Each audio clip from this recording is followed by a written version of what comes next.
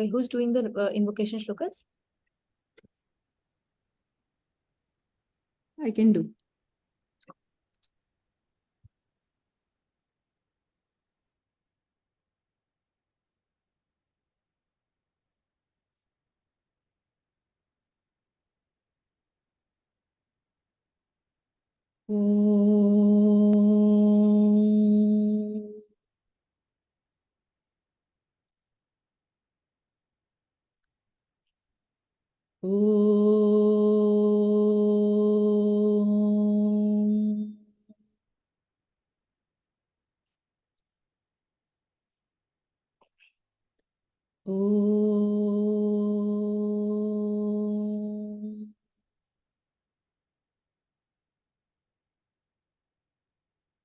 ॐ सहना भवतु सहनौ भुनक्तु सह वीर्यं कर्वावहै तेजस्विनावतीतमस्तु मा विद्विषावहै ॐ शान्ति शान्ति शान्तिः ॐ सदाशिवसमारम्भां शङ्कराचार्यमध्यमाम् अस्मत् आचार्यपर्यन्तां वन्दे गुरुपरम्पराम् ॐ गुरुर्ब्रह्मा गुरुर्विष्णुः गुरुर्देवो महेश्वरः गुरुः साक्षात् परं ब्रह्म तस्मै श्री गुरवे नमः ॐ सरस्वती नमस्तुभ्यं वरदे कामरूपिणी विद्यारम्भं करिष्यामि सिद्धिर्भवतु मे सदा कार्पण्यदोषोपहतः स्वभावः पृच्छामि त्वां धर्मसम्मूढचेताः यश्रेयस्या निश्चितं ब्रूहि तन्मे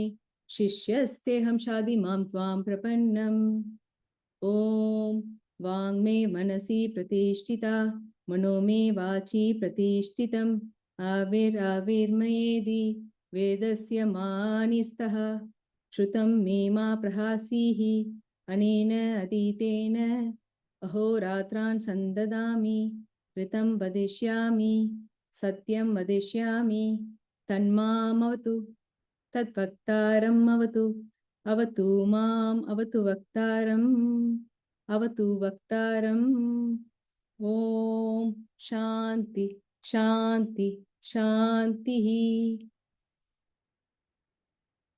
ॐ भद्रं कर्णेभिः शृणुयाम देवाः भद्रं पक्षेमाक्षभिर्यजत्राः स्थिरैरङ्गैः तुष्टुवाग्वं सस्तनूभिः व्यशेम देवहितं यदायुः स्वस्ति न इन्द्रो वृतश्रवाः स्वस्ति न पूषा विश्ववेदाः स्वस्ति न टार्क्ष्यो अरिष्टनेमिः स्वस्ति नो बृहस्पतिर्ददातु ॐ शान्ति शान्ति शान्तिः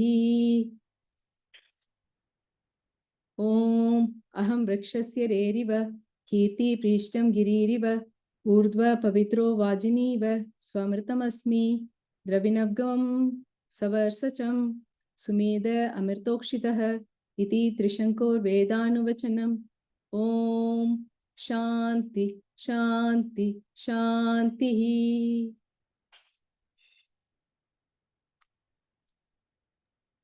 Narayan, Narayan, everyone. Welcome back to the next edition of the quiz for chapter 10. So we've got 42 shlokas. In the last class, we completed up to 20. So we have to be fast enough to complete all 22 in this class. Okay. The next set of shlokas, actually last set of shlokas up to 21 were chanted by Vijay. And then we have other set from 22 to 25 that was supposed to be chanted by Bhavna. So she's not here and she hasn't sent her recording. So unless I have a volunteer, I would do the chanting. But if I have a volunteer, then I would be very grateful for that. Okay. Okay, perfect. We've got 2 volunteers. Amazing. So Ritij, since you are already doing 26 to 29, we'll take Bhagishri for that. Okay, perfect. All right. So 20th, we had discussed the literal and deeper meaning of Gudakesh. Let's start with that. Okay. So I had created a list here, a sequence to go with, but since we don't have everyone, I'll go with the people that I see in the order that I see on the screen. Okay. So let's start with Kavita. So Kavita, two questions for you. What is the literal and deeper meaning of Gudakesh? This is something we did in the Rasa, but let's repeat it in this class as a connection. And the second is, what is being said in this shloka? Shloka number 20. You can read it if you want, just to get everyone on the same page. You can recite it.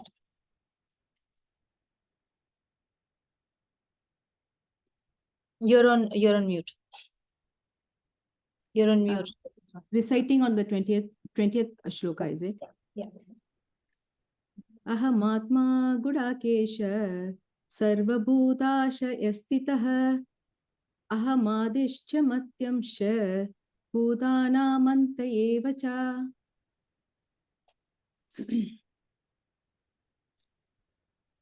Okay. So the Gudakesha, the literal meaning is the one who won over the sleep. And then the deeper meaning is who is out from the delusion. Correct, correct. So what exactly is being said in this shloka? So the Lord is saying he is residing in the heart of all the beings, and he is the beginning, he is the middle, and he is the end. As the example is the ocean, or the jewelry example what you have given. The jewelry is a jewelry in the beginning, and it takes the form of any ornaments. It can be the earring or the neck chain or bangles, any kind. But once it in the end, once it get melted, it becomes again the gold. So yeah, very good example. Another very important thing that is being brought out in this shloka is that the body of Bhagwanji is this universe, right? So from a practical implementation point of view, it is a very important thing for us to constantly remind ourselves. Okay, this is also where we always say that yat pinde tat brahmande. As is inside, so is outside of us. This is the reason, because Bhagwanji is inside of us, and this world is his body after all. So whenever we interact with this world, we are interacting with Bhagwanji, which is why in Karma Yoga, we constantly say, even in Bhakti Yoga, it is, when we say Bhakti, it is not just about sitting in front of an altar and doing puja, but it is also about how we talk to people around us, how we treat people around us, how we deal with the situations and circumstances that come around us, right? All of those are manifestations of the Lord. That's a very important practical implementation for us from the shloka. Very nice. Thank you. Thank you. Next, let's have Kakuli. We'll do shloka number 21. Okay. So shloka number 21.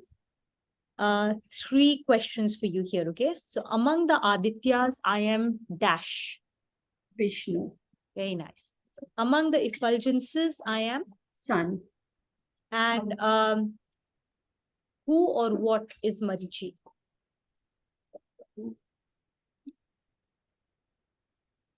Among, like he is the main Marut, Mm-hmm. and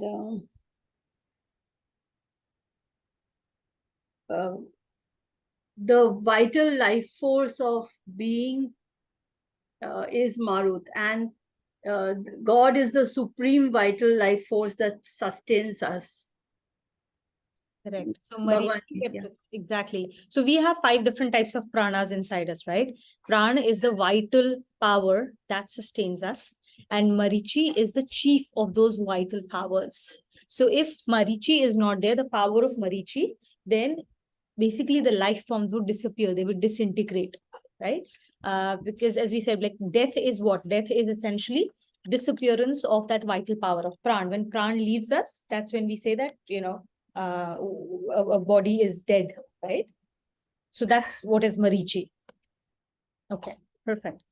I am going not in line this listing, I'm just going in line here. Okay. We just did shloka 21. So shloka 22 to 25, Bhagyashree has volunteered. Let's go, Bhagyashree. Let's do the chanting. Narayan, everyone.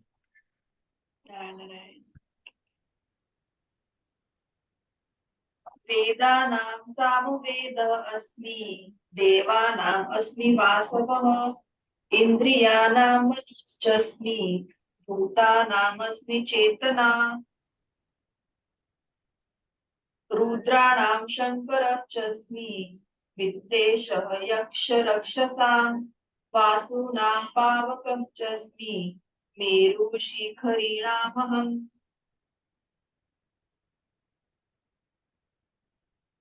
पुरोदसां च मुख्यं मां विद्धि पार्थ बृहस्पतिं सेनानिमामहं स्कन्द सरसामस्मि सागरः महर्षिणां भृगु अहं गिराम् अस्मि एकम् अक्षरं यज्ञानां जपयज्ञस्मि स्थावराणां हिमालयः. Very, very well done, Bhagyashree. This is excellent. Speaks of the sadhana you've been doing, like literally on the go, you can read the shlokas. Beautiful. Thank you. Abhinav, you want to go with that? So the next one would be Rituj. Next question for Rituj, shloka number 22. So the question is, the seat of. Okay. Among the senses, who does the Lord say is representative of his vibhutis and why?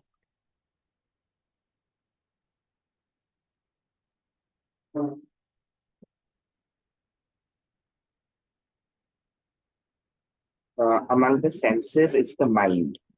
And why? So that, because that is where it's the true perception to which the mind delves everything there. So that is where the Lord is, because our actions are governed by our mind, and everything is, that is the most sentient, very incapable of senses and stuff, and it governs everything, all our senses.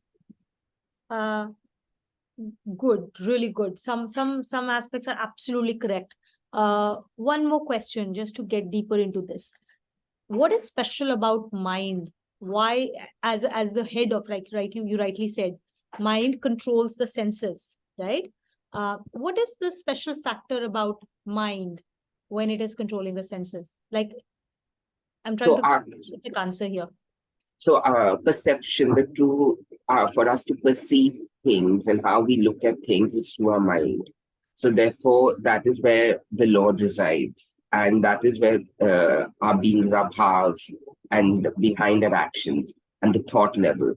So those two are it's the chief amongst the senses, we can say that, because the most important, which is, and that is what I think is the Lord. So our ability to perceive and the way we look at things. Correct. So we perceive with our mind. Absolutely Right. correct. And so mind is the sixth sense of perception. And it influences the action. Yes. Like the And God. it also, exactly. And it also starts the action, like you said. So it is also the sixth sense of action. So it's the only piece which is considered a sense of perception and a sense of action. And like you also said, that it is also the most powerful of all the tools that we have. So we have how many tools? We have got ego, we've been given intellect, we've been given all these senses, we've been given chitta, we've been given mind, right? Of all the tool sets that we've been given, mind is the most powerful. And it is only through mind that we can perceive Lord. Absolutely well said, Rituj. The only piece that I would correct is, you said that mind is the most, what was the word you used? Is the most what? Is the most conscious, or some word like that you used, right? Like the conscious, it's the, actually it is written here that, like the consciousness is in the mind. I think that's what I said. No. Like among the sentient beings, I am their consciousness. Okay, that was the last line of the shloka. Yeah. Yes, but that's consciousness. Okay. Yeah, consciousness. Yeah. Mind Okay. is not conscious. Mind, your buddhi, your mind, your ego, the chitta, entire, if you see the Prakriti Chakra that we've seen, that entire chart, it has 23. 23 elements, right? Mhm. And then all of those are insentient. They're all insentient, right? They're Jada Prakriti, Para Prakriti. And the only consciousness is God himself, which is our Atma. So that is the Para Prakriti. That's the only thing that is conscious. Your mind is not conscious. Your buddhi is not conscious. What happens though is that what we call chetana or consciousness, when we see human beings, when we see animals, when we see trees, it is basically not in Hindi, we can differentiate with a different word. Instead of the word chetana, which translates to consciousness, the word in Hindi is kriyashil. Kriyashil. So something that is active, something that moves about. Okay, it is kriyashil, but it is not conscious. It's like when you drive a car, it is kriyashil, it is active, it is moving, but it is not conscious. It is being driven by power of petrol or diesel, right? It is being driven by another fuel. Okay, so it is kriyashil, and it gives the perception that it is and a false perception. That's where the ignorance comes into play, right? It gives a false perception that it is actually conscious. All right. Again, mind can never be actually, if you look at that entire chart, the one that So all the senses, they help with interacting with the gross world. And we tend to enjoy the pleasure and have rag dvesh at the gross level. For us to be able to elevate from the likes, dislikes that the senses evoke, you need the mind. Because the mind is where you can direct everything as prasad or as blessing towards Bhagwanji. And that's why he's seated there.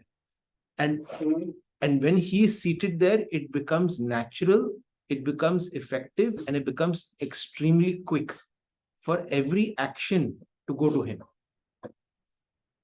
If in the beginning, you need the intellect to train the mind to go in that direction. But once he gets seated there, then that is all you will see. Every action, every VVGP which we have to interact with, you will just see it as a blessing or a lesson, and you will see it as a prasad. That is why he says, I am seated in the mind. That is what we need to redirect. No, he's not seated in the mind. Seated is here. But this is going to come from that, what you just said. Among the senses. Yeah, among the senses. Okay. I was going to go into a little bit of a digression here, talking about consciousness and the Kriyashil time piece, which is not directly relevant here. But Abhinav corrected me. So maybe for another class, we will talk about it. It will come up again and again. Okay. So we will talk about that piece. Let's move on. Okay. Otherwise we'll never finish the chapter. Okay. The next question goes to Anmol. So Anmol, again from the same shloka 22, the seat of Indra is in the Agya Chakra. Why is that being said? It flows from mind, the answer that Rithik just gave.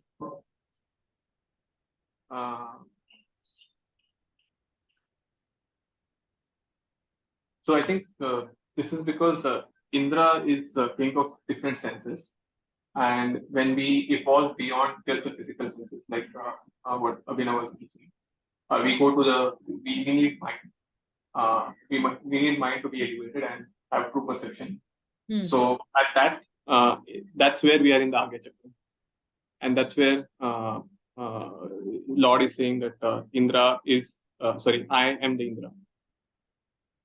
Yes, life, correct. So he is the Indra, and Indra sits in Agya Chakra. And what does Agya Chakra really mean? Like you said, it is all about the mind, right? And Indra is the head of all the Devtas. So what does he do as a head of Devtas? What do Devtas do? Devtas have the powers to grant us boons. They give us everything that we need in our lives. It comes from various Devtas, which are different energy forms or different powers of the Lord, right? And Indra is the king of them all. So basically all the felicities of our life that we get, all the wherewithals of our life that we get comes from him, comes from Devtas. And him being the highest, he gives us the highest type of felicity, the felicity of the heavens. And what is felicity of heaven? Felicity of heaven is calmness of mind. Felicity of heaven is being happy. That's what he gives us. Everything we do in our life ultimately is towards achieving happiness. Everything we hanker after, everything we run after, everything we work towards is for happiness. Indra gives us that happiness. And why is the seat of Indra in the Agya Chakra? Because when we raise our life forces, like you said, we move beyond senses. The lower 3 chakras are where we are still stuck with our lower senses.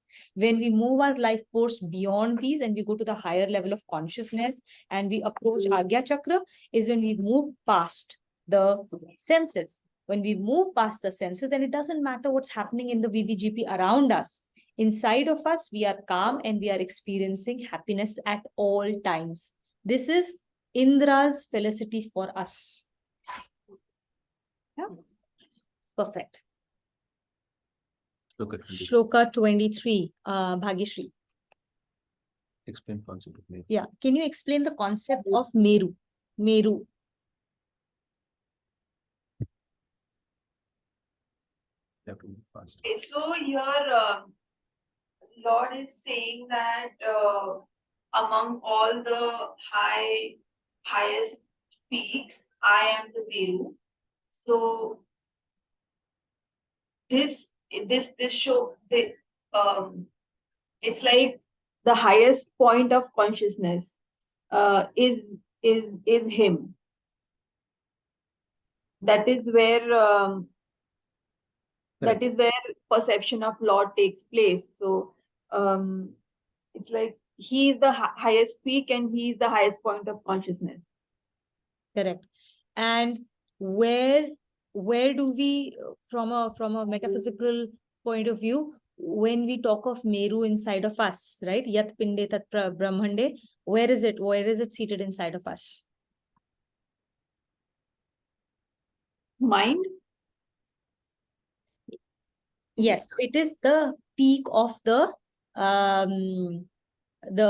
so Meru Dand, you know Meru Dand, right? Meru Dand is the Hindi word used for typically spine. Okay, and all our chakras are placed along the spine. So Meru, so the highest point of consciousness is our Sahasrara chakra. Okay, so this is Meru for us. When we go to the highest level of consciousness, when we raise our consciousness to the higher forms, we go to Agya Chakra, right? The seat of Indra. We get all the felicities. And then we go past even that felicity of heavens. We have to leave past even the felicity of heavens. That's when we go to Meru, which is the Sahasrara Chakra.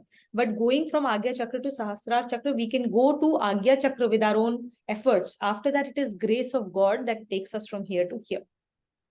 Right? So he is the highest point. And it is as an example of saying that of all the mountains in the world, of all the higher peaks and all in the world, I am Meru. But it's not like a physical point outside, it's metaphysical. Okay, perfect. Just, I think, one addition, right? Everything in sansar, everything in the gross world is a reflection of our own spiritual journey and is symbolic of our journey. So when he says mountains, and when we go to pray to all these mountains, whether it's Kedarnath, whether it's Vaishno Devi, whether it's Badrinath, it is all symbolic to that journey. The tap, the effort that you need to do just to reach that physical temple, it is symbolic to our internal journey. That is why we do it. And that is how it is represented. But that is how it's important for us to understand as well.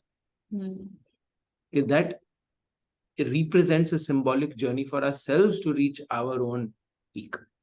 Correct. Continue. The next question for Sanchita. So Shlok 23 again. Why did Bhagwanji choose to say that of all the Vasus, he is Pavak?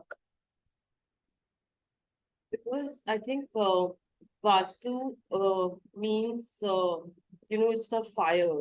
So finally, it is he who helps burn or do away, all the, what should I say? I mean, it's the greatest, the fire is considered to be the greatest purifier, that which erases, everything that we have. So I think here he's saying that, finally total perception of him is what helps removes, all the impurities that we may have, in life. And he's the one who helps purify the soul so that we finally, attain that consciousness and we are finally able to realize him. Correct. He is the greatest purifier, and fire is a purificatory tool, right? And so he is fire because we can't even reach him without purifying ourselves first. The path to him is through tap. Tap is nothing but a process of purification, and fire purifies. Another very interesting thing about fire is that if you think of the 5 elements, right? Of the 5 elements, there is earth, water, fire, sky, ether, right? Fire sits in the middle. The lower 2 are the gross elements. The next 2 are the subtle elements that you can't see, touch, eat, whatever, right? So fire is in the middle of them. You burn the gross elements, they become subtle through fire. Whenever you give oblations of a physical element to fire, it is fire that converts the subtle to the gross to the subtle. So even from that perspective, you can see that's why in Havan, we give away water and earth, right? Forms of earth and water to convert them as a offering to the Lord, correct? Similarly, inside of us, there are so many different types of fires. And the tap that we do also creates energy, which again is a form of fire. So fire is him because it is a it helps us in purification. Without that, we will never be able to perceive. Amazing. Thank you. Next shloka. Okay. The next one goes to Vijay. Vijay, shloka number 24. Among the commanders, I am Skand. Can you explain that? Skanda is the god of this thing. He is the commander chief for all the gods, essentially. So he is the top commander, the warrior prince. So whenever typically there is a struggle, wherever there is a struggle, typically people do follow the commander, essentially to attain the mastery of activities, essentially. 100%. And taking it back to us, what it means is that we, so you may have heard of this often, that whenever you are angry or upset and you watch your breath, it will be very fast and shallow. And when you're calm and composed, your breath is very deep and slow. So the whole point of like count your breath up to 10 or bring your breathing down. If you're upset, if you're angry, watch your breath, make it slow, make it this thing, then your anger will go away. So basically our senses, our emotions, all of them follow our breath patterns. Okay. And it's not a linear process. When you feel some emotion, your breath becomes, it reacts to it. Okay. So it's a circular thing. But for you to get a control over things, you can basically focus on your breath. And by focusing yourself on breath and controlling your breath, you can actually reach inwards. You can control your emotions, you can control your senses, and you can start to understand God. So it is the commander. All right. You control breath, you control everything else. So Skand represents an ascendant moving pran. So there are 5 major prans inside of us. One of them is the one that causes the mind to be focused, to become concentrated. That particular pran is called Skand. Okay, in practical terms, it basically for us to remember that Skand is our breath. We control breath, it will control and it will help us control our emotions and our actions. Okay. Thank you. 25. Shlok 25. Nena? So 3 questions for you. Okay? Among the words, I am dash. Among the akshars.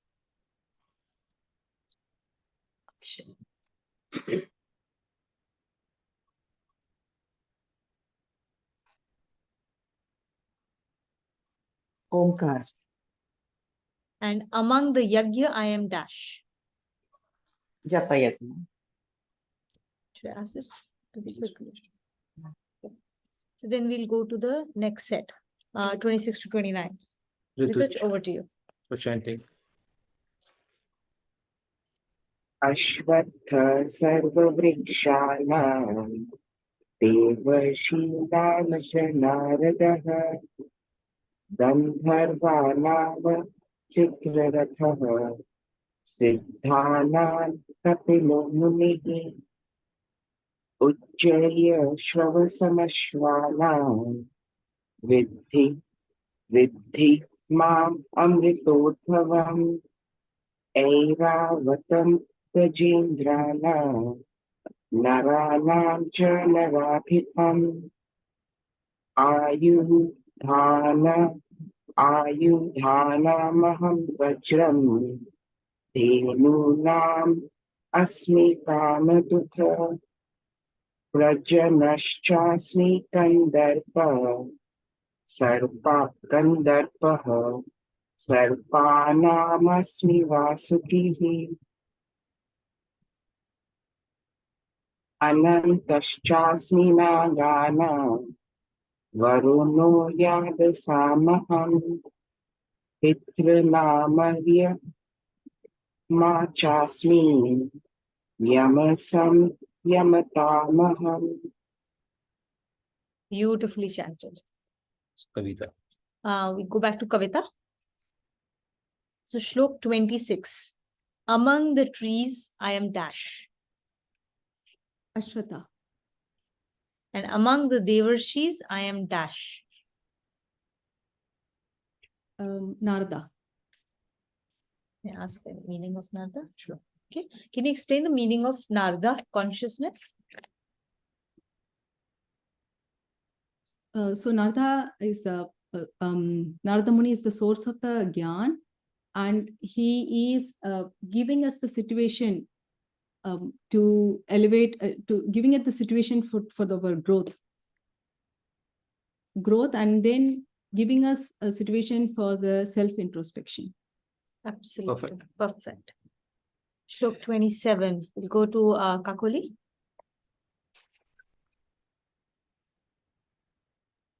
Okay. So Airavat and Uchchashravaha, these were two beings or two gifts that Devatas took. How were they created? Where did they come from? Uchchaishravas, that is basically the winged horse. It is believed that it came from the churning of the ocean to draw the nectar. And Airavat, I don't know where Airavat came from. I only know that it kind of denotes the way our mind thinks, and that passion and energy with which our mind thinks, that highest, that is also basically a manifestation of God himself. Like when we are, so by Airavat, what I understood is that when our mind goes helter-skelter and we need discipline to control it, it is that discipline which is that discipline or which can, and that discipline which can come with the through the manifestation of the Lord or through the grace of the Lord. But where he came from, I don't know. He's one of the Ratnas that came out of the same churning of ocean, churning of Milky Ocean. So both Uchchashravaha and Airavat came into being because of that churning. Now, what is that churning, the Sagar Manthan, the story that we read about? What does that represent? What is it? What is its significance for us? The churning of our life. Finally, all the events of our life and everything to finally reach our moksha. Correct. So churning or all the events of our life means what? Like, where do you have to do the churning? Where are the devtas? Because it's a churning and the fight is between devtas and the demons, right? So where is this churning happening? What does this milky ocean represent? Our mind. Yes, our consciousness, our mind. And so the churning is what? Is basically calming. It's churning is ensuring that we are engrossed or we are engrossed so much in him that finally our mind calms and finds resort at his feet. Correct. So is there is a specific word that we use a lot in every class? Yeah. So is there anyone else who would like to attempt that? What does this churning of Milky Ocean mean? What are the words? Yeah, Nana. Manan, Chintan Manan. Correct. The Chintan, the Manan, the Nidhi Dhyasan that we talk of. When we do that, then we are churning our minds. And why are we churning our minds? To get the nectar. What is the nectar that comes out of it? It's the moksha, like you said, right, Kakoli? We have to do this to get moksha. Yeah. It will come from this churning, this Manan and Chintan. And the churning is upon the principles of the book. Correct. That's what you're churning. That is the reflection that you're doing. Yeah. So the churning that happened with Vasuki as the serpent who was acting as the rope, it sits on Bhagwanji in his Kurma form. That means there's a tortoise. When it was not sitting on that tortoise, without the right principles on which to do the churning, वो सब कुछ धस जा रहा था बार-बार. It was not yielding any results. When they finally Kurma Bhagwanji came and he became the base of that churning, is when the Ratnas started to come out.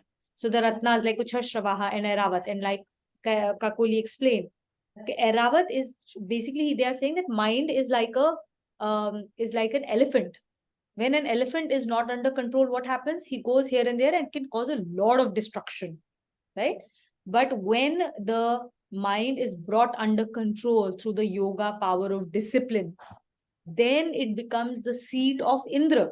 It becomes a ride of Indra himself, right? When it is not under control, then it is. So he's not every elephant, not every mind is Airavat. Airavat is a disciplined mind. Then it becomes a ride to heaven. And they come out of what? Manan and Chintan. And just to connect this to what we had shared earlier, right? That the churning is also represented by Krishna and his stories, which is he likes makhan. So when you churn milk, what happens? It comes into the form of butter. And that's what it is. We churn our principles, we reach that level of wisdom, then Bhagwanji himself will come and grab us and grab our subtle body towards him. Correct. All right. It's Shlok 28. 28. Rituj, for you. Shlok 28. What does Kamadhenu represent?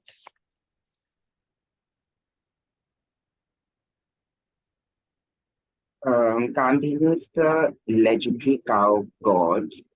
So, which is basically fulfilling all our desires. And then the mention of Yajna being the celestial cow, which is the necessity of life. So basically,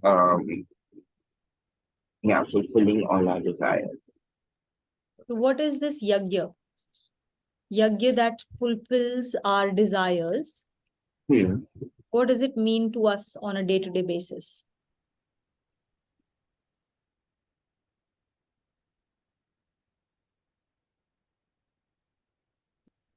So, fulfilling our desires would be just the VVGP and how we tend to focus on what physically we want to fulfill our basic desires. And that again, it's that I think that's the ignorance of it, that we keep running after fulfilling our desires, and that is at the stool level or at the, the we have to rise above it rather than just running into this rat race of fulfilling all our or just basic desire that we have. So this is slightly different, right? I'll reword the question. Bhagwanji is saying that there is Kamadhenu. Kamadhenu is a legendary cow of gods which provides a fulfillment of all desires. Okay? Yat pinde tat brahmande. Everything is representative of, like, we have to bring it closer home to us. So which means Bhagwanji has given us. Gods kahan hai? Gods are inside of us, right? So we have received Kamadhenu from Bhagwanji. He says all your desires will be fulfilled through this Kamadhenu. Here, take it. Right? And then he's saying, who inside of us, who is Kamadhenu? Bhagwanji is saying, Yagya is that Kamadhenu. So what is that Yagya for us? What kind of Yagya do we do, which is the source of fulfillment of all our desires? Connecting to God and the yoke between us and God, and not basically concerned with the results of the action, but just doing our duty and just dedicating the results to God. Absolutely. So this is first Shatak, Karma Yoga. Performance of duties, but doing it in such a way that they become a yagya, an offering to Bhagwanji, done with his energy, for his pleasure, with the results dedicated to him. That's when all our karma convert into a source of yoga to him. And that is Kamadhenu. So all our desires will be fulfilled by him. Okay? Desires as in, like, not every desire, not the desires that take us away from him. So the desires that will lead us to get quagmired further into the sense world, he will not give us those. But Kamadhenu will give us, basically that's how he says, I carry to you all the wherewithals of life through Kamadhenu. Okay. Next one goes to Anmol. Shlok 29. What are the two meanings of Yama? So one meaning is constraint.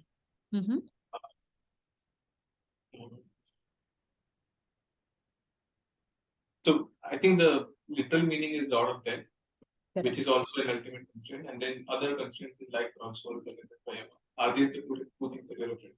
Yeah, I can't hear you clearly, Anmol. So two things, right? One is literal meaning, which is Lord of Death, which is an ultimate constraint. But apart from that, there are other constraints in your life which are also represented by Yama. So these are the two meanings I think you are asking, or is there anything else?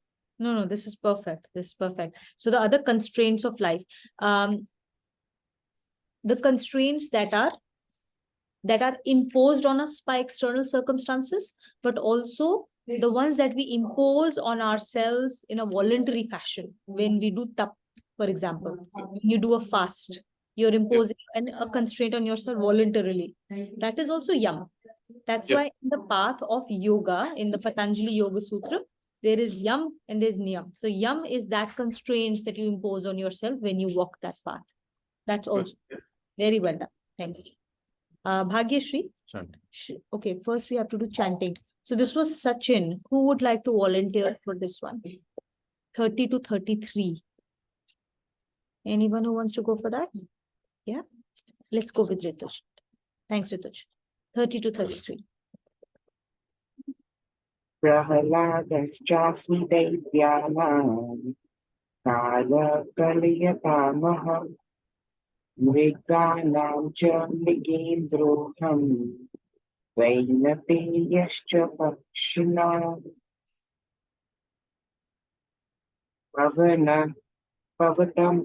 Pavatamasmi Ramah Shastra Vitamaham Jashana Makaraschasmi Shrota Samasmi Jarhavi Sriganamadivantascha Madhyam Chaivahamarjuna Adhyatma Vidya Vidyanam Vada Pravadatamaham Aksharanam Taro Asmi Dvandva Samasi Tasya Cha Ahamevachya Kalo Ahamevakshya Kalo Dathaham Vishwato Mukha. Sorry, this one.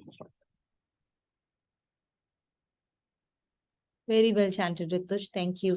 The last line was Ahame Vakshya Kalaha Dhataham Vishwato Mukhaha. Okay, so break is at Kalo, but Kalo is pronounced as Kalaha. Okay, thank you. So the question also is to Bhagyashree. Bhagyashree. Okay. Shlok 30. Okay. So which incarnation of Lord Vishnu is also no, let this be. Okay. What does the Prahlad reference and his father Hiranyakashyap represent? So father Hiranyakashipu is the demon, is from the demonical family. He's the demon, and Prahlad belonged to that demonical family, but he worshipped Lord Vishnu. So Prahlad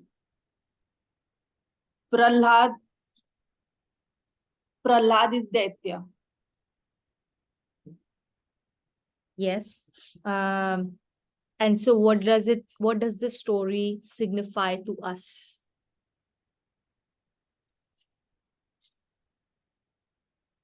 So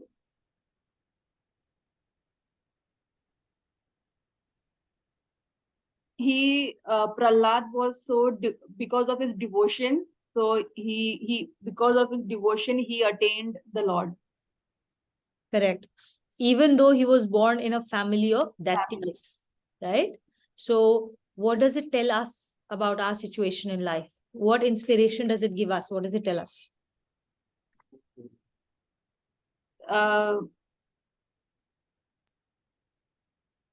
That if whatever is around us, we can still be focused on the Lord, be devoted to Lord, and then it can lead us to Him.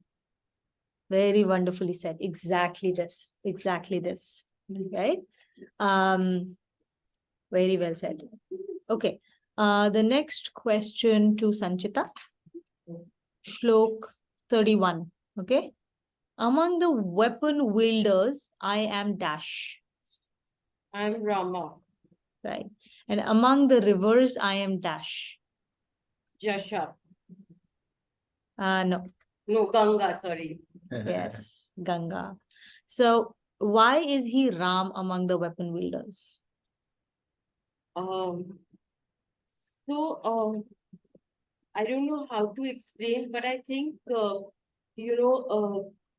you talk of Rama, I think he is that, he has that, he represents the self finally, and how you through job or through whatever you do, you finally attain him. So I think what he's trying to tell us here is, even in his form, we are to kind of, we're supposed to, think of him, do the Ram Jap, Tap and all. And finally, he will help us realize, finally we are able to realize him. I don't know if that's the right meaning or not, but yeah. I think you got a lot of elements correct, right? I think the another thing that you need to explain and you need to connect to this explanation is he's saying among the weapon wielders, I am Ram. So why is he? So he's talking about weapon wielders, right? So out of those weapon wielders, I am Ram. So connect that wielding of weapons to the concept of Ram, exactly what you just said.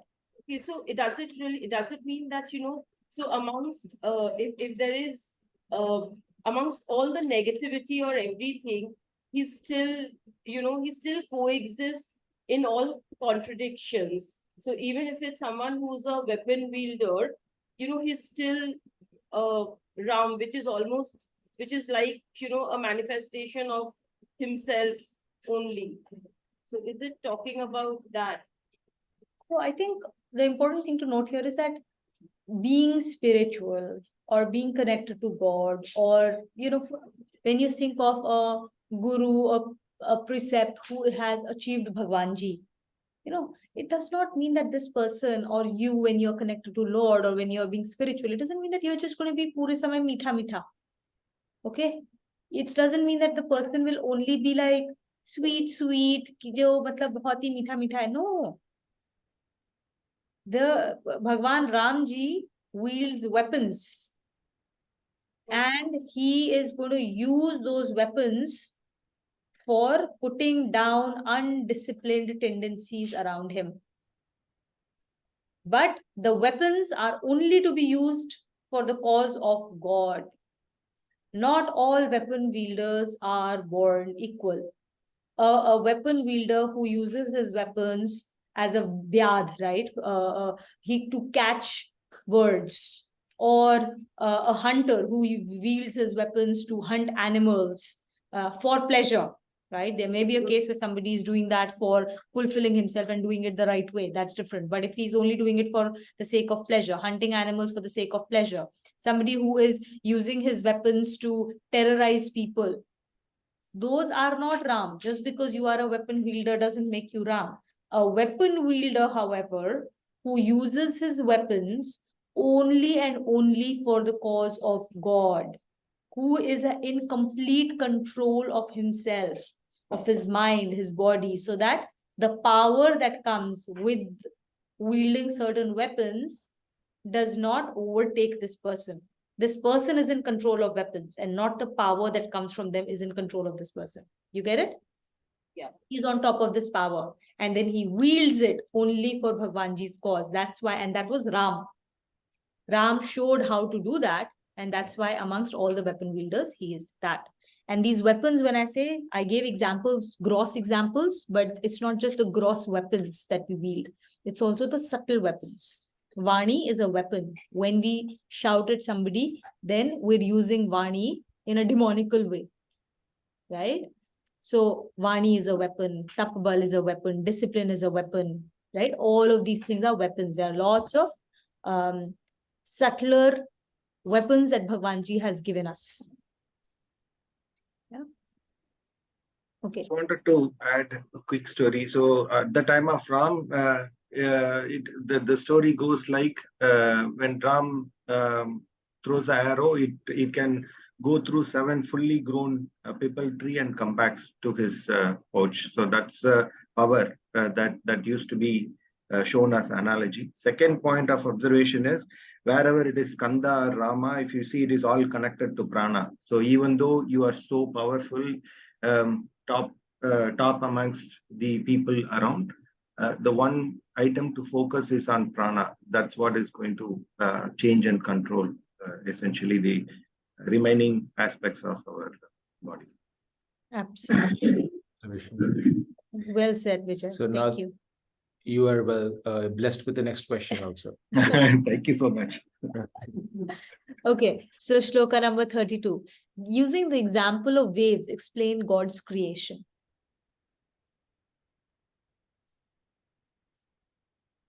So it is infinite self. Wave is represented by infinite self. So it keeps on created in the ocean. Similar to that, the creations are like waves in the ocean of infinite self.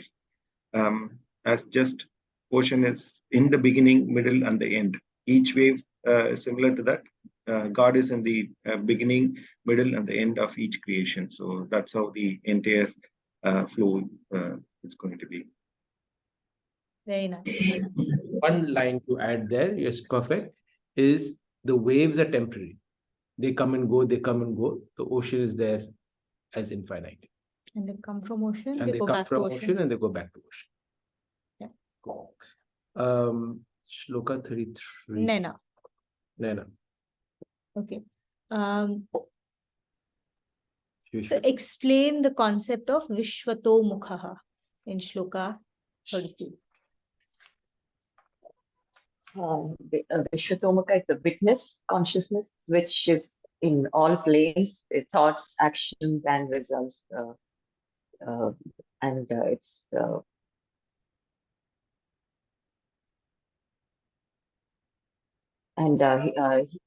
that is where all our actions, thoughts, and our results are calculated, basically. What is the Shabdarth of the word Vishwato Mukhaha? The faces in every direction, like all planes. Yes, exactly. And you explained the concept well, that whatever we do, wherever we do, he has eyes, ears everywhere. He's omnipresent, he's omnipotent, and he's omniscient. Right? There is no corner of the world or in another planet that we can go where he's not watching us, whether we are alone, whether we are in the company of others. Right? And he is Vishwato Mukhaha. So all our actions will always be ruled by his rules. He's watching us at all times, and our actions will give results, whether they are physical or mental actions. They will always give results in accordance with his rules. He's the dispenser, the ultimate creator and dispenser. Beautiful. So Bhagyashree chanting 34 to 37. Yeah. Mrityu sarvaharashcham udbhavascha bhavisyatam kirti shirvakcha narinam smritirmedha dvitikshama brihatsamo tatha samnam gayatri chandasamaham masanam margashirshoham rutanam kusumakaraha Yutam chalayat samasmi tejas vinamaham jayosmi vyavasayosmi sattvam sattva vatamaham vrishninam vasudevosmi pandavanam dhananjayah muninamapyaham vyasa kavinam ushana kavihi. Very, very nice chanting. So 34. question number 34 to Kavita. Kavita. Okay. So what are the 7 qualities that are denoted by the female appellations in the second line of the shloka that God says are his vibhutis? Yeah, it is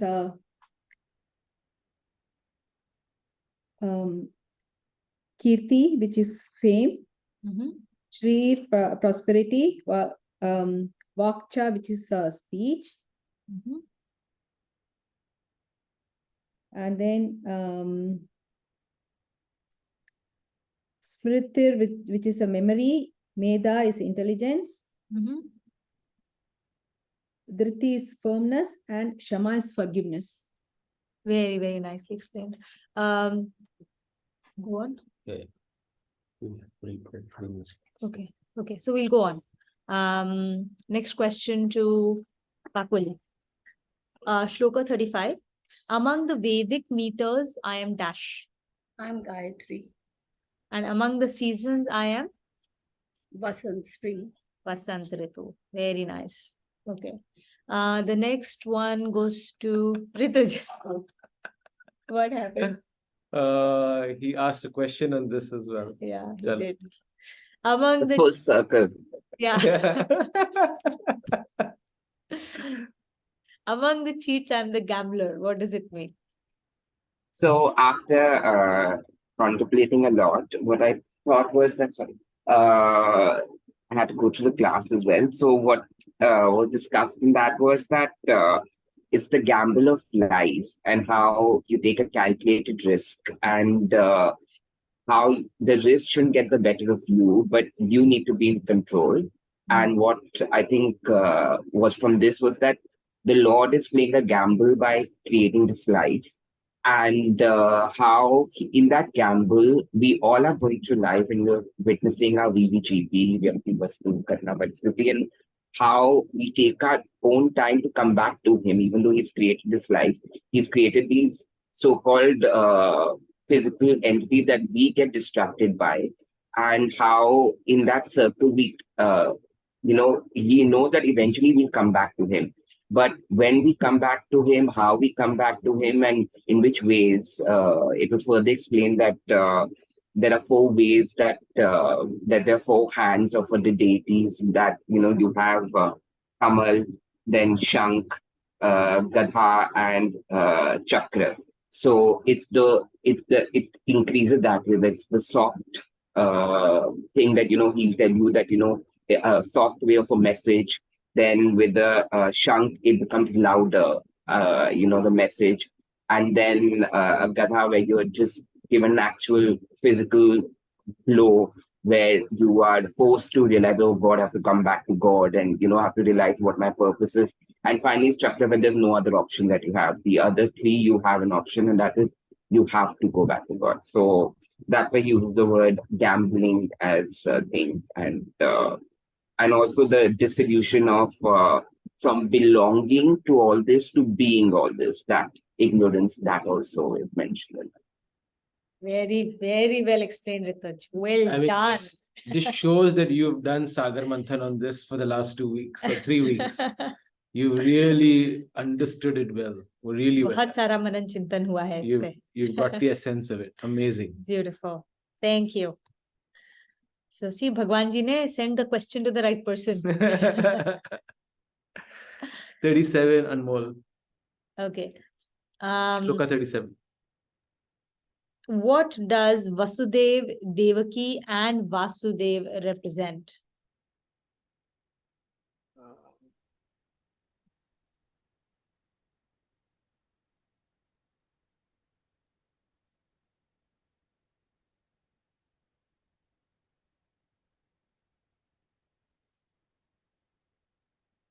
So Vasudeva means the god of effulgence or perception. Mhm. Dev is the Vedas, triad of Vedas. And then what was the last question? Vasudev. Vasudev is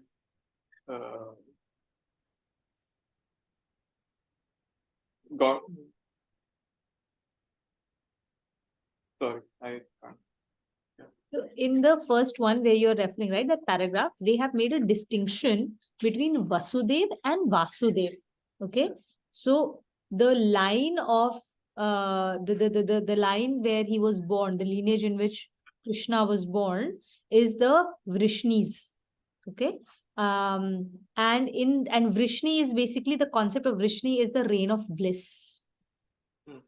Within that, there was a Vasudev. All right.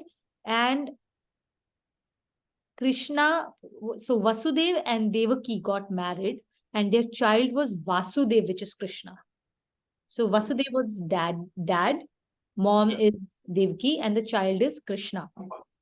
So what does that mean? What does this represent to us?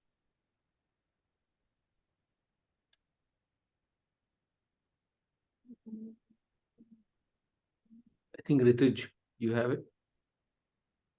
No, Oh no, let him go ahead. Or should I? Yeah, I think he got it actually for all practical purposes. He's got it, right? So Anmol, you can continue with what you were saying. So you're right about what Devaki represents, what Vasudev. So what mom and dad represent, you got it. And then leads to what? When you bring these 2 elements together, it leads to what? The self element, which is Krishna. Correct. So it leads to Krishna consciousness. Right? Krishna consciousness, moksha. Yeah. Right? So what do you have to bring together to reach Krishna consciousness? That's what it represents. It represents that basically the Vedas have to come together. The teachings of Vedas, you have to walk the teachings of Vedas. Vedas tell us what you should do, what you should not do. What does doing this mean? What will it lead to? What will doing this lead to? Right? So you follow the path, the injunctions of Vedas, and you follow it with what idea, with what type of buddhi. You don't do this because in Vedas, if you read, people always talk about, oh, you do this thing to get wealth, you do this thing to get a child, you do this to get your business going, right? That's a sukh buddhi, a deluded mind that is telling that you do these actions to get material wherewithals of life. That does not lead you to Krishna consciousness. But when your buddhi is the one that is Vasudev's buddhi, the one that is a Nishchayatmika buddhi, that is illumined by the god of effulgence, right? That means it is a buddhi that is illumined by Gyan. So it knows that what is real and what is unreal. That is what is Gyan, right? Gyan is knowing what is real, what is unreal. So when your buddhi knows this, then it will follow the injunctions of Veda, not to ask for the petty things, the material things. It will ask for only one thing. It will ask for union with God. It will ask for, I want to, now I understand this at my mental level. Now I want to experience it. So he will only ask for one thing, experience of God in everything they do by following the injunctions of Veda. This leads to Krishna consciousness being born within us. Yeah. Thank you. Shloka 37. Okay, we'll take this. Let's take this one. So for Bhagyashri, from the same Shloka 37, who is a Muni?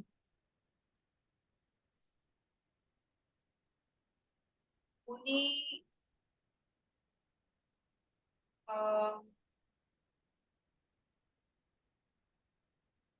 here it says that Muni is the one who they have contemplative minds and they are capable of grasping the essence of matters.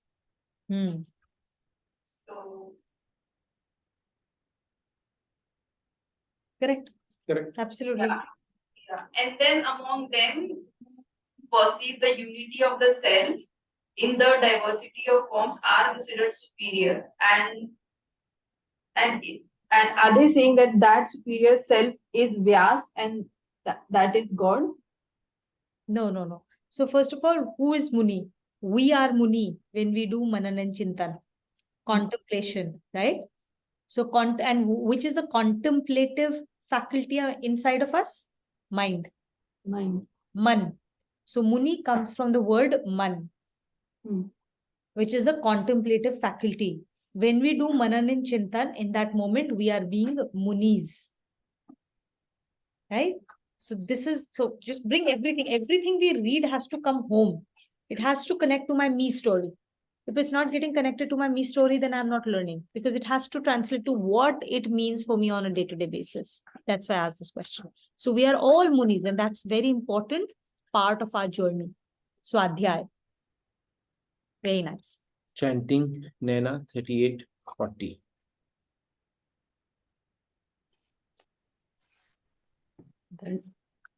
दण्डो दमयतामस्मि नीतिरस्मि जिगीषताम् मौनं चैवास्मि गुह्यानां ज्ञानं ज्ञानवतामहम्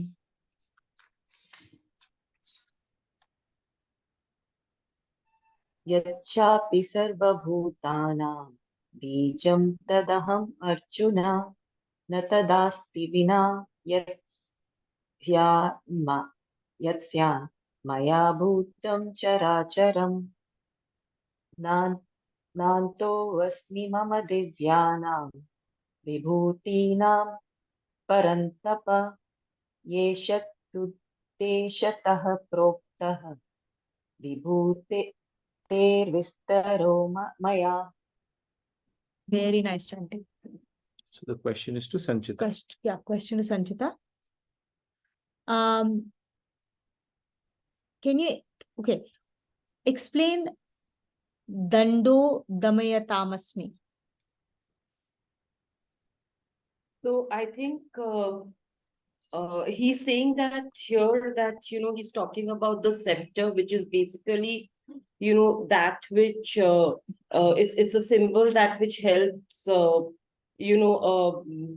the chastisers use to kind of control, you know, undisciplined. So basically, I think somewhere what this is saying and what I've understood is, you know, we do have a lot of, you know, undisciplined thoughts, or, you know, the way we react to things. But I think at some point, you know, you need that strong will or the discipline, you know, that will help you overcome or, you know, go beyond that. And I think here the Lord is saying that at a subtle form, you know, he is that strong will. And therefore, you know, it is he. So finally, you know, I think this whole thing, I mean, every shlok that it's reading talks about the good and the bad. So if he's the good, he is the bad as well. So in this case, I think he's trying to say that, you know, when we have these kind of, you know, unruly thoughts, undisciplined thoughts, it really needs that strong will or someone who will just, you know, help control that. So he is that. So he is that scepter that will help us control or overcome, you know, whatever goes on in our mind. Brilliantly said. Brilliantly said. Well, it is the willpower, which is the greatest weapon that we have to subdue undisciplined things inside of us. So this is that greatest weapon. And when we use it correctly, we become who? Ram. We use this weapon to impose constraints, the yam. When we use the willpower, the scepter, to apply the right yam voluntarily, then we become Ram. Connects back to the last 2-3 shlokas we've done. Yeah. Well done. Very well done. Vijay. Okay. So Vijay, I am the silence among the secrets. What does it mean?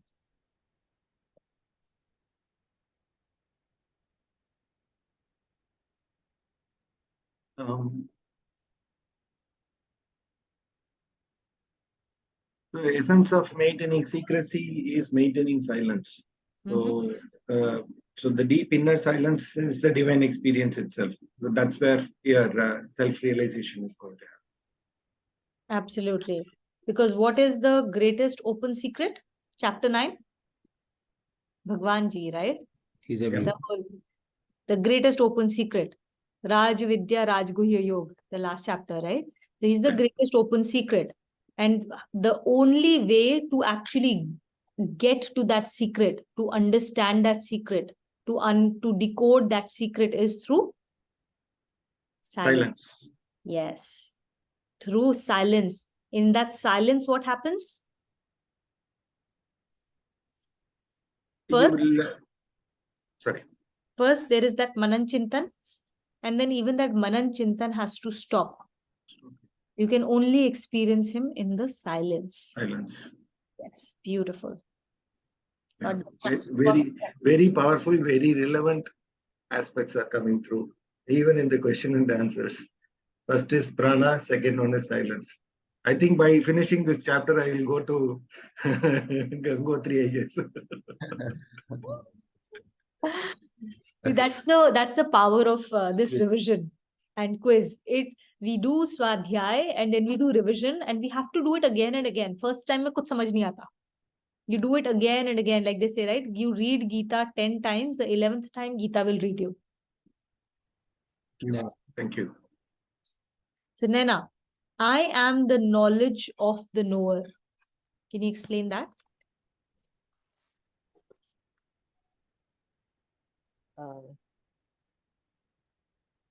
Knowledge of the knower.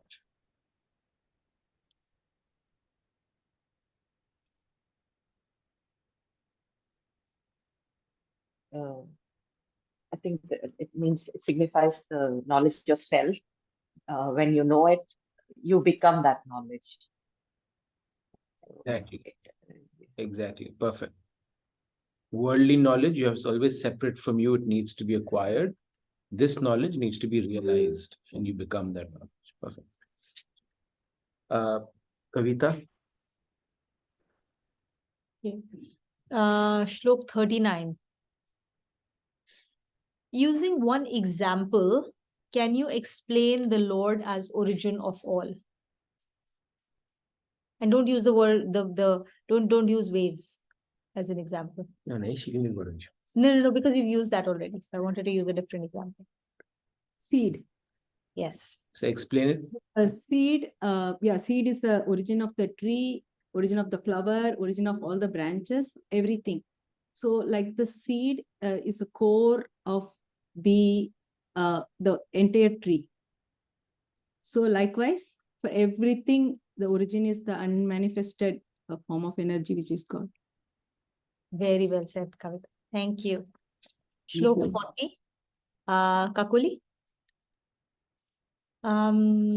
So what is the, so Bhagwanji is in Shlok 40 saying, right, there is no end to my divine sublimities. And he has given us this description only in brief. What is the purpose of him explaining his sublimities to us, these vibhutis that he's explaining to us in chapter 10? Why has he done that? He wants us to realize that though he has so many manifestations and perceptions, the core of every being, this world or the other world or universe beyond, the core of that is Bhagwanji. So that is why he gave us some of the examples so that we understand that. And what happens when we understand that he's the core of everything, he's the seed of this entire tree? We align to the fact that I am one with him and hence I'm one with everything around me. And maybe that brings in love, that helps us to drop our ego and look at every being or every situation as his prasad. Absolutely, absolutely. We fall in love with somebody by understanding them better. The more we understand, the more we fall in love. So he is explaining himself and his vibhutis, so we understand who he really is.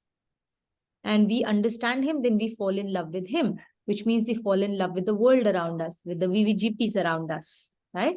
Perfect. Very nice. Kakuli, continue with chanting 41 and 42.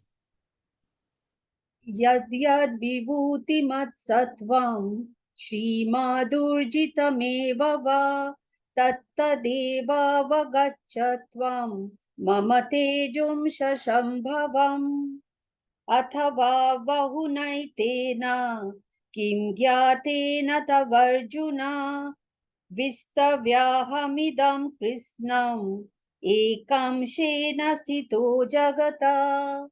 Om Tat Sat iti Srimad Bhagavad Gitasu Upanishatsu Brahma Vidyayam Yoga Shastre Sri Krishna Arjuna Sangvade Vibhuti Yogo Nama Dasamodhyaya. Harihi Om Sri Guruvyam Namaha. Hari Om Tat Sat. Hari Om Tat Sat. Hari Om Tat Sat. Very, very beautifully done, Kakuli. Thank you. Rituj. Question for you, Rituj. How does the knowledge of Vibhuti Yoga help us in staying humble?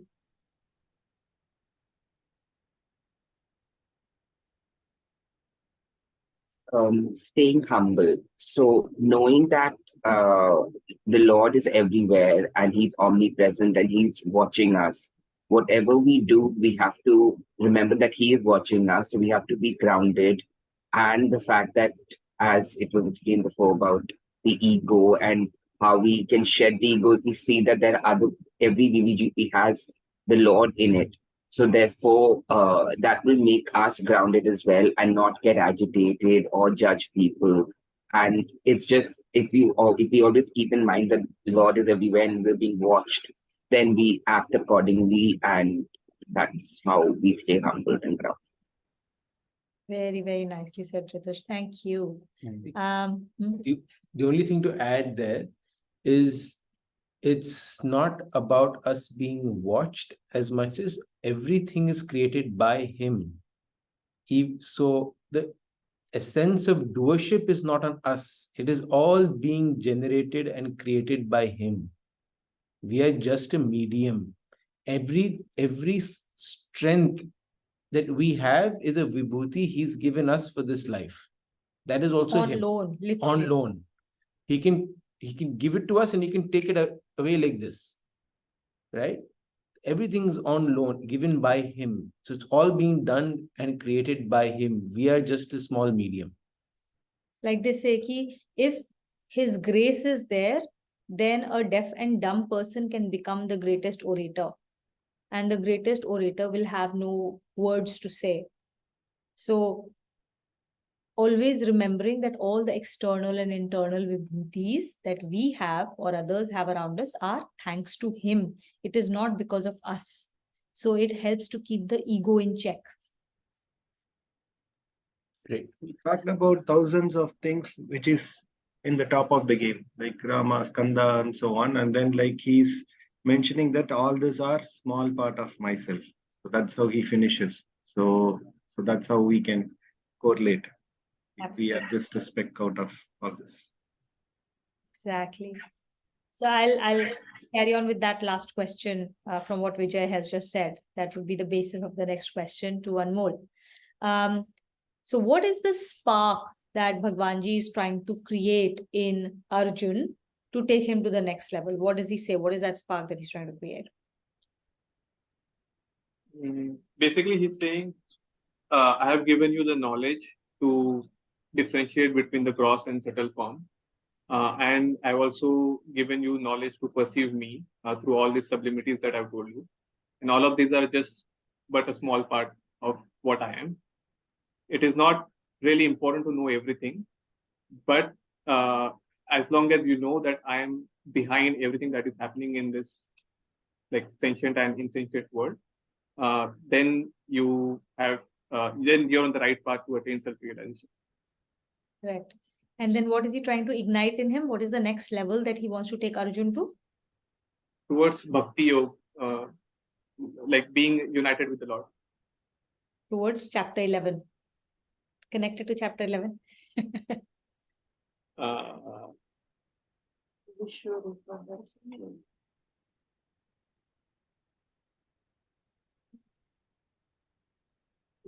Vishwarupa Darshan. Yes. Desire to see him. He's igniting in him the desire to see his Vishwarup Darshan. Okay. And then realize that, oh, even if I want it, I can't with my Charam Chakshu, my physical eyes. I need Gyan Chakshu to perceive it. And to actually see it, I need the Divya Chakshu, which only his grace can give me. Very, very well done. And with this, we finished the quiz for chapter 10. It took us 5 weeks, but we got there. But seriously, my naman to all of you for all the effort that you've done. Mind-blowing. Incredible. Mind-blowing. Incredible. Yeah. Like the chanting is spectacular. Spectacular. The understanding, the meaning, the explanations, the examples, it's brilliant. See, like you, first of all, we're no one to say this. Everything that had to be done got done when you were preparing. After that, it was just going through the motions, which is what all of life is all about. Everything is about our preparation. Everything is about the bhav with which we approach a certain action. After that, what happens when that actual event happens, whatever actions happen, whatever we say, whatever we do, whatever results come out of it, it is immaterial. Because jo humko accrue hona hota hai, that has already accrued before that. The results that Bhagwanji had to accrue to us has happened much before the event. It has happened during the time of preparation with the bhav, the action, the effort. That's it. Uske baad jo ho raha hai na, it is immaterial to us. So thank you so much. We will do closing shlokas and then we will take a quick round of takeaways from every 6 minutes, 5 minutes left. Okay, or maybe 1 or 2 takeaways given the time constraint to see how was your experience with this quiz. I just have something to say. I think, I missed the last class, but this was one of the most interesting classes, from the time I've been taking the Gita journey. And I think, we should do this after every chapter because this is so interesting to, hear different point of views. But more so, I think it's also at least it helped me, reflect on things, because I know that the question is going to come and I'll be, put on the forefront of, having to answer things. And therefore, it makes you so much more conscious that, you better understand, what is being said. So thank you to you both. And I just love the format of this class. Thank you. We're definitely going to do it after every Yeah, chapter. now that you've said it, we'll do it. We'll do quiz after every chapter. And if anyone has anyone to blame, that's Sanchita. She Yeah. just said it in front of everyone. Okay. So let's first do the closing shlokas, then we'll do some takeaways. Like Sanchita's already given us a great takeaway. So we'll do a couple more. Who wants to do the closing shlokas? Opening Kavita did. No, so she'll do the first. I'll go ahead. Okay.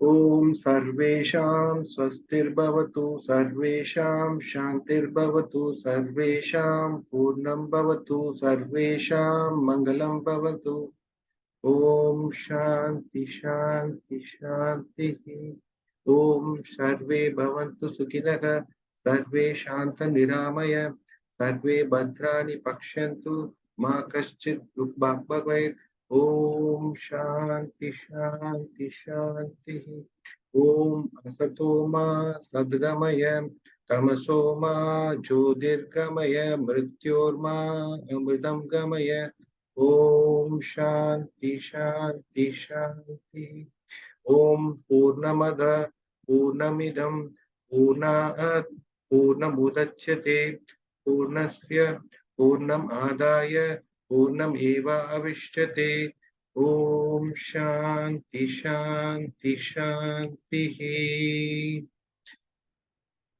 Om